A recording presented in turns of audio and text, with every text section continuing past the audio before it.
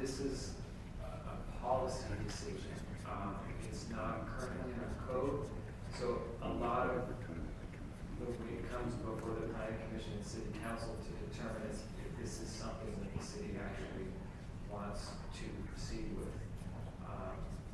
Fortunately, I'm not coming before you with a unanimous recommendation from the planning commission, but it was a 3-2 split vote in support of the current proposal that's before you.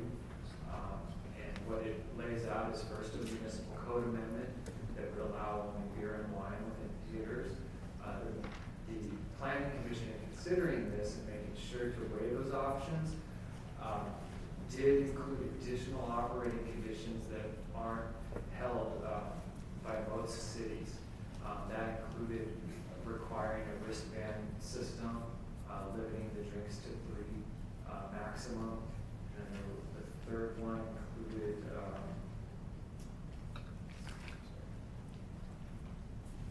limiting sales only to midnight.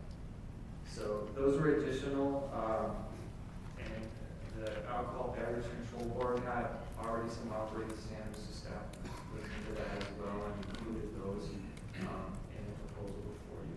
Okay, thank you. And then not that all revenue is equal in my book. How much revenue for the city is projected from the sale of alcoholic beverages at Cinemark 16? I believe that applicants here, and they could shed light on that. I'm not aware of the The applicant's not here tonight, is that correct? The applicant is here, but they are requesting a continuance due to the fact that they're, the specialist from the alcohol department of the Cinemark Corporation couldn't be here today. And so they're requesting a continuance to February 5th. Okay, and with regard to the code amendment, Cinemark hasn't, as I understand, they haven't applied to serve distilled spirits at the mall location, but am I correct that having the code amended would then allow other applicants to apply to sell distilled spirits at other locations? No, what's before you today is strictly a code amendment that will only allow beer and wine. That was the period there, and there's specific alcohol beverage licenses that would limit them to only beer and wine as well. And with regard to the conditional use permit, it doesn't, I didn't see it, it doesn't indicate that every consumer will be ID'd, as was on the planning commission presentation. So I don't see that in there. Can it be added? And the other thing that I noticed is it doesn't define, there's a restriction on beer for 16 ounces per purchase, but not on You have wine. 30 seconds? Yes, so the ID scan was a option that Cinemark discussed at the November hearing, but it was not included as a condition. It can be added if the council so desires to add an ID scan. The applicant could probably shed some light on that process. But that was not included. And also, the question about wine, the maximum pour for wine, that's not included as well. That came from ABC standards, where they only addressed the maximum pour for a beer, which would be 16 ounces. And certainly the council though couldn't move to make a restriction on that. The council, yeah, and also ABC doesn't preclude the city from adding additional restrictions. Okay. Okay. I think I still have, Your I two thought I had minutes. 30 seconds left. 30 seconds? 21. 21 seconds left. Let me make it quick. Thank you. So the only restriction that I see in the hours was it was originally requested till 1 a.m. and then it kicked it back 1 hour. The council certainly could restrict that further. Yes. Thank you. May I ask questions as well? Yes, you may. I would like to know, your statement that in the documents that I read said everyone else is doing it, so that should be a reason for the city council to consider the approval of changing the code and giving a permit. I find that rather weak as a reasoning. Secondly, I question the supervision. I did not read anything regarding minor rights. Adults have the right to drink at home, restaurants, and bars. Children and minors do not. Minors and children have rights. And the question is, what have you provided in regards to health and safety for young people? Now, this is going to be a question of approval for a theater in a mall. Therefore, this is to me even greater and more important than the theater itself. For you to have alcohol, you have to prove that you are a restaurant. And I cannot understand that the selling of popcorn and hot dogs would equate that to a menu that would make you a restaurant and permit the privilege of having beer and wine in a public place, for children are. Now, I find it very difficult. You have 30 seconds. Thank you. I find it very difficult because we have met with the public, and we just received a while ago a continuance about having this being discussed again in February.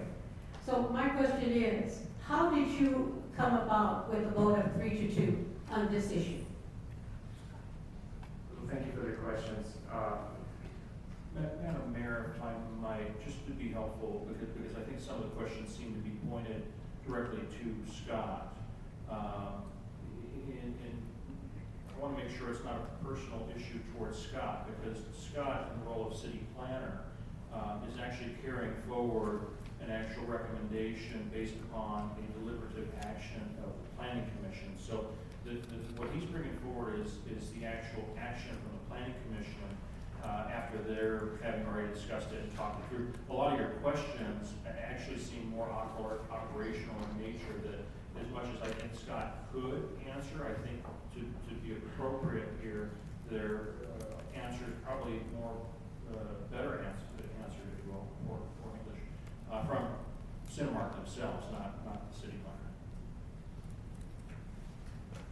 I can shed some light though on the distinction between a restaurant and how that kind of is brought into the equation. Our city municipal code regulates restaurants differently than what would be a movie theater if this is actually approved. The regulations where food is supposed to be served, that comes from the Alcohol Beverage Control Board, which included standard operating conditions for theaters statewide that says that you need to serve food. So that's where the restaurant comes into play. As far as this proposal just being at the mall, it is the conditional use permit is for the mall itself. The first item is for the code amendment itself, which would conditionally allow beer and wine for any theater in the city if they so choose to apply for it. That could be at the movie Standoff, Mariposa, or a future movie theater that hasn't built yet. Jim. I do have a question. The prohibition is for the theater, not the mall. Because right now you can have different uses. Sports bars, I noticed all the conditions about children and all this stuff in sports bars, but if it was a sports bar at the mall, it would be handled different than the request for the theater to have alcohol. Correct. So our current municipal code for a restaurant, if they're just selling beer and wine, it's a permitted use within a commercial district. If they're selling beer, wine, and distilled spirits, it does require a conditional use permit. The mall does have some of the people within the food court that do sell alcoholic beverages. Also, Red Robin on the same site has it as well. Okay, thank you. Ms. Gomez. Yes, who brought this appeal to council? And if the CUP was already approved 3-2 in the planning, why is it being heard here? And if we are asking for a continuance, how does it affect a motion to continue to to February 5th when we're having the hearing today? Should there be a motion made right now? Thank you for the question. First off, this isn't an appeal. What we do is we package these together when there's a code amendment associated with it. So, in order for the conditional use permit to be approved, the council will first have to approve a municipal code amendment. So that conditional use permit is contingent upon first the council approving a code amendment. So who brought the appeal? Not the consultant? There's not an appeal before ETA. This is a public hearing. Okay, so then I'm not understanding, because if it was approved 3-2, why is it coming to council? Oh, you just said it, it's because we need to modify the Moody Code. It was a recommendation of the planning commission Got it. to the city council to recommend the modification to our current code. Well, luckily, our weekly community meetings that are held by myself and a lot of community members had the privilege of having a consultant answer a lot of these questions that actually council has. So we were privileged, so we have a couple of few prepared individuals that actually know from left to right what's happening with the different things that we have in front. So I just like to display anyone who has questions, always make sure that you're a part of what's happening. We have community meetings, and I think this community meeting that we had December 17th really was vested in giving the community the why yes or why not, and those precautionary things that if children were around, what would it mean to them? And that's all I have. Okay. Well, I think that's all that we have as far as questions of staff. Thank you. At this time, I open the public hearing. And I do have some cards.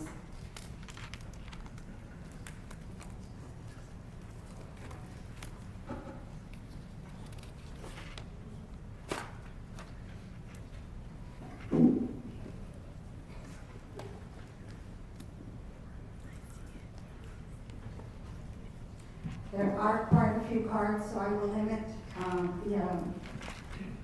the time limit to 2 minutes instead of the 3 minutes. And I will start with Cameron.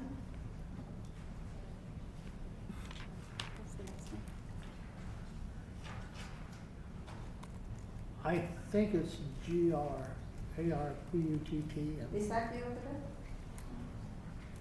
Oh, this Your kind. name is close, there we go, here comes a John.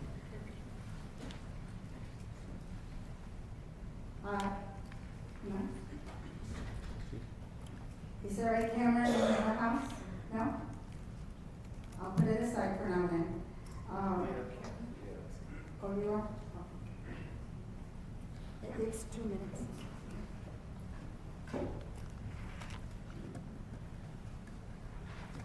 After Cameron, he will be Elliot, or Cage.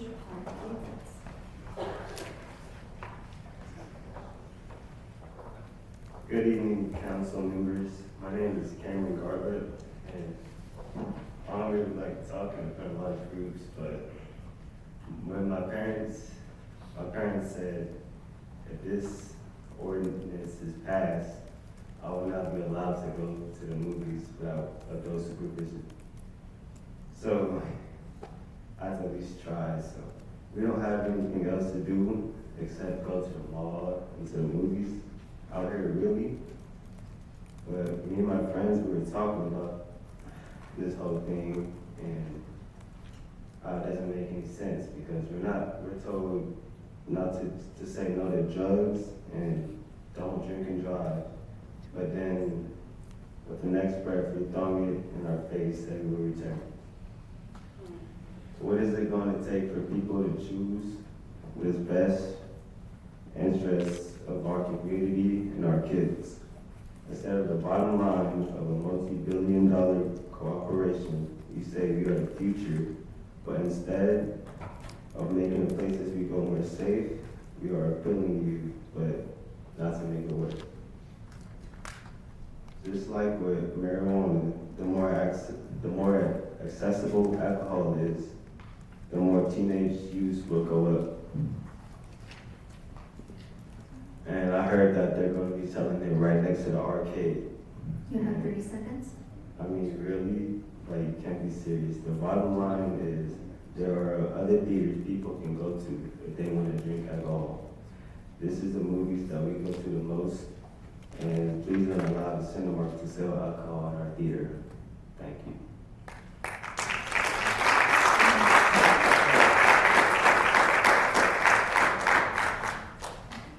Can we save our time until the end? I have quite a few cards. Elliot, the Cage, and then after him or her, John, please.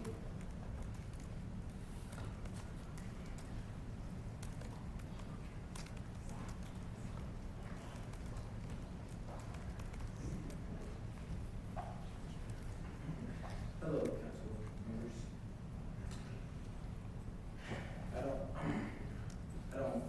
I don't like the thought that there is alcohol being sold in our, at our theaters that I like to go to the most with my friends.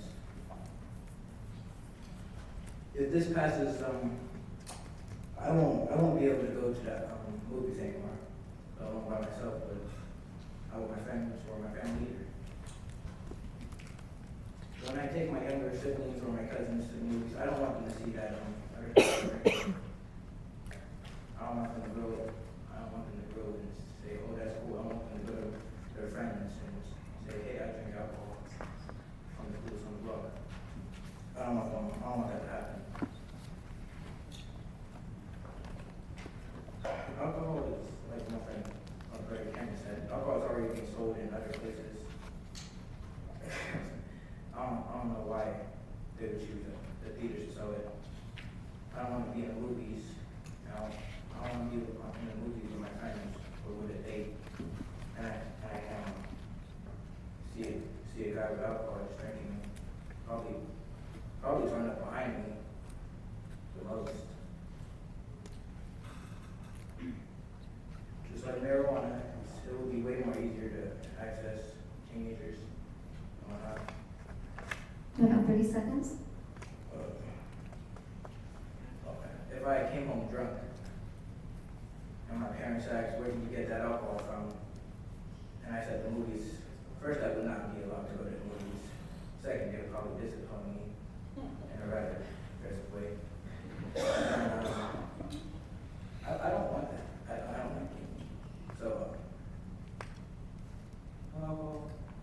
and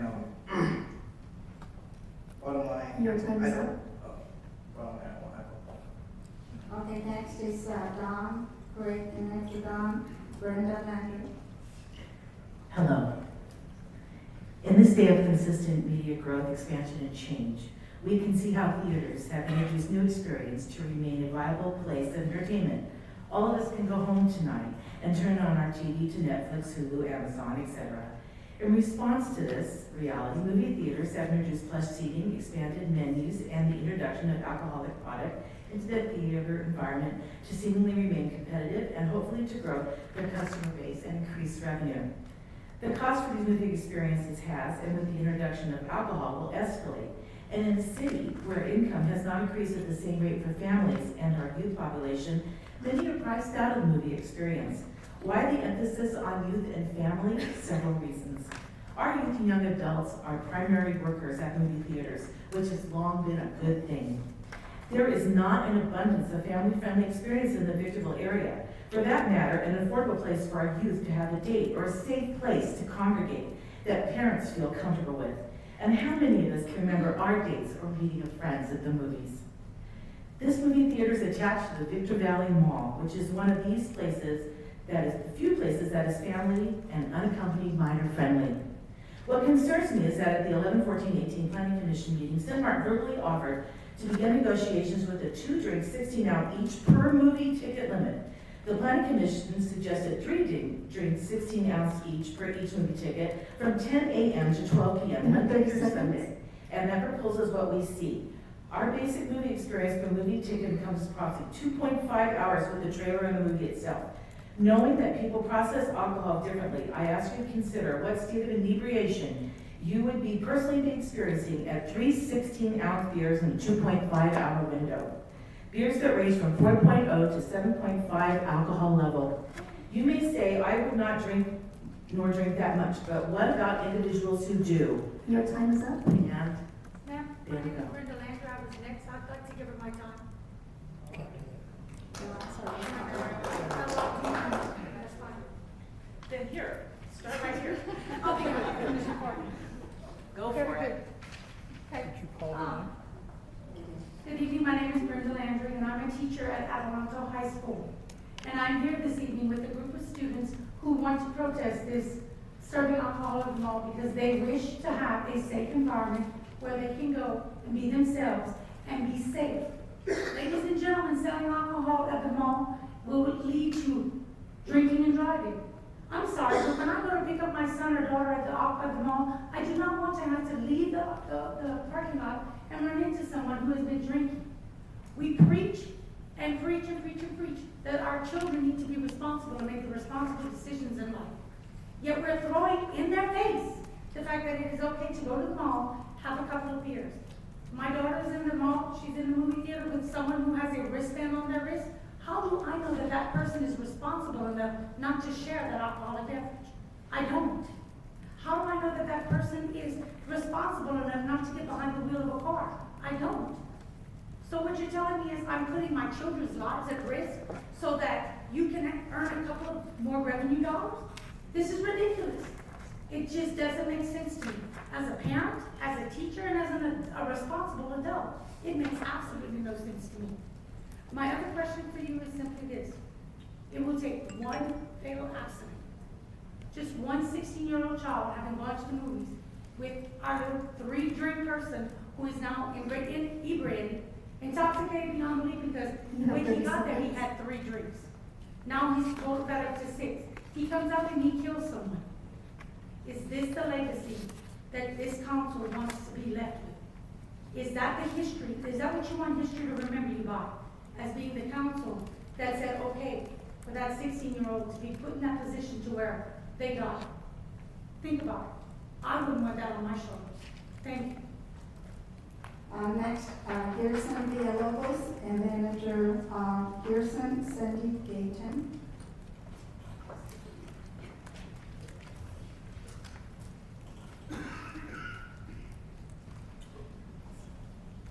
Hello, my name is Gerson Villalobos, and I'm here with also my group of friends.